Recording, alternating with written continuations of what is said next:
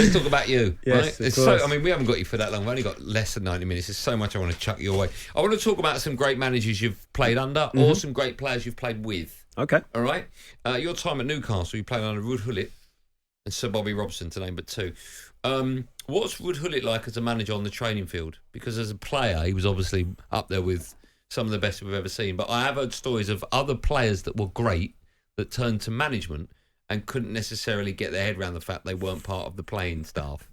What was that like? No, not so much that. He was a fantastic coach. I remember he played in a pre-season friendly, my first season. We played at Stoke and he came on. He was at centre-half at that time and he was pink. Honestly, our fans were absolutely in love with him. He should have signed. He should have registered at form and signed for us. He would have been our best player still.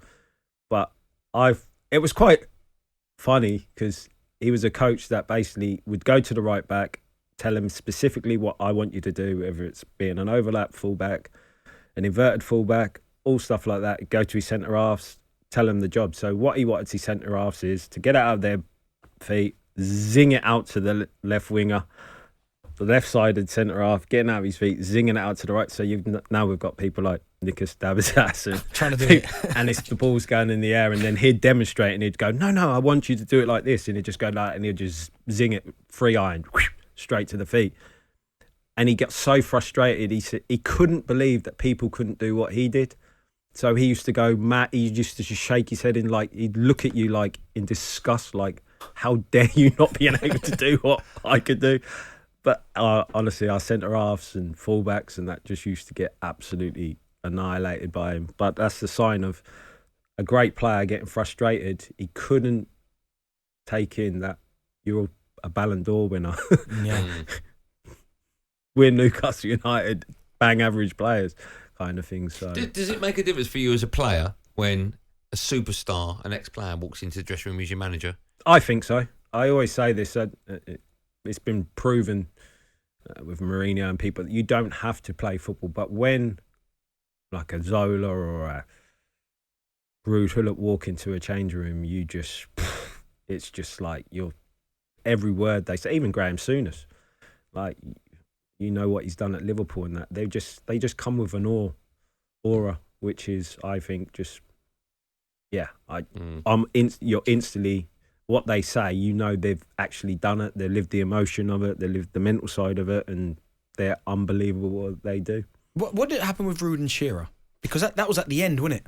Yeah. I always say I understand Ruud because Shearer didn't like him, and why? The way it was obvious that he didn't like Shearer. I don't think he rated Shearer. Like, he's a World Player of the Year and he see all this adulation that Shearer was getting and he thought it was like, he's nowhere near as good as what I was kind of thing. I always got that sense of like, there was this Al who was the alpha, and the way he treated Al's friend Rob Lee, his best friend at the club. Like, when I got there, Rob Lee was training with the kids and Rob Lee still was one of our best midfielders in the club. It was crazy. It was like a power trip. He knew he couldn't touch Shearer, so let me go through. I remember John Barnes was training with the reserves, Stuart Pearce was training with the reserves, David Batty was training with the reserves. This is when I'm first coming there, and now all getting cleared out of the club. So it was like he was trying to play games and Shearer was being respectful. And then obviously he was under pressure. We were losing games. I think we only had a couple of points after about 5 or 6 games. And I can remember it was the day before the Sunderland game and he was giving out, John Carver, his assistant, was giving out bibs to the reserve squad, you know. Yeah. And he hadn't even give Shearer warning that, and John Carver, it's embarrassing for John Carver, and he gave Shearer the bib. And I'm looking now and I'm thinking, with your status in the game and England captain and the all-time leading goal scorer, you'd expect Shearer just to walk in. He just put on his bib, honestly, trained like a demon. And it was him and Duncan Ferguson in the reserve team. And I'm playing up front, and there was a young kid, Paul Robinson, who was playing in front of like Duncan and Shearer. And we lost about 5-6-0 in the game, in the practice game. Shearer scores 3 and Duncan scores 2, and you're thinking, oh my God. So obviously the game happened, and Shearer and Duncan are on the sub. We lose the game 2-1. I can remember, I don't know if it was Dunk or Shearer. Someone says after the game, he says, "Oh, sorry, sorry." I really apologise for the bad language. We dumped it. That's fine. So just go back to what you're saying with that swearing. So after the game, who said? I think it was Duncan. Basically said it's a disgrace. Okay. And Ruud answers back and says, "Well, when you came on, we were winning 1-0 to the pair of them or something, and it just made it worse." And I can remember the next day we were going in for a warm down, and I always used to go in early because I can't cook, so I'd always used to go in for my breakfast. I'm one of the first in, and Dunk and Shearer were already in, waiting for him by the office, but he never came because he got sacked. He was at St James's Park getting sacked. So, it was just who was the alpha. I get why he didn't play Shearer, because if your job is on the line, you want people you can 100% trust. But it's Sunderland, Newcastle, Shearer's town in his club. Yeah. Every time he puts a shirt on, he's going to give 100%. So it was just Shearer plays in every game. Yeah, he has to. Yeah, he has to. Shocked me that Ruud signed you. I don't know why I thought it was Bobby Robson. When he signed me, I'm the only Englishman he signed at the time, and I've then flew to Holland, done my medical in Newcastle. They were in tour in Holland, so I fly to Holland to meet him. Like I said, he's got an aura. He's a big dude, and he was like, "I don't sign English players, so you should be privileged." And I'm like, yeah. And he goes, "Do you know the reason why I don't sign English players? Because they drink too much beer. And I know that you don't drink." And I think you definitely haven't done your homework. You nearly dropped your Sam McQuell, didn't you? Just got back from Iron Apple to do the medical. When you signed, right? I think I'm right in saying when you signed, it was for about £6 million from Ipswich. 6.5, yeah. And that was like a record fee that Ipswich had ever received, right? Yeah. That must have been really tough, because you made your debut for Ipswich at 17. Yeah. How difficult was that for you to leave that club then? It was kind of inevitable, because I played for 2.5 years. So the half season in my first year, we get to the playoffs, semi-final, we lose. My first full season, we get to the playoffs, losing the semi-final.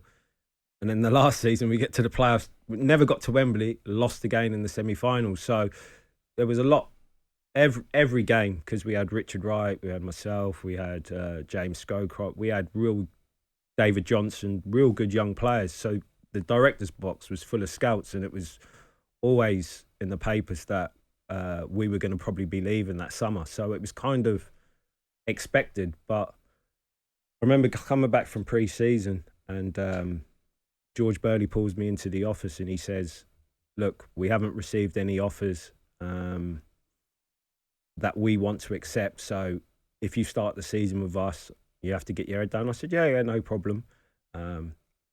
And then we finished training, and someone said, "The gaffer wants you in his office." And he calls me to his office and says, "We've just accepted a bid for $6.5 million. You need to go now." So you don't even have time to think. So I had to drive straight from Ipswich to Stansted to meet my agent, and then flew straight up to Newcastle. But if I would have been a bit more wiser, I probably wouldn't have ended up in Newcastle, because at the time, Arsenal wanted me with Arsene Wenger. Leeds, I spoke to David O'Leary on the phone, spoke to Harry Redknapp, who was manager of West Ham at the time. I was getting tapped up. Well, I wasn't getting tapped up because...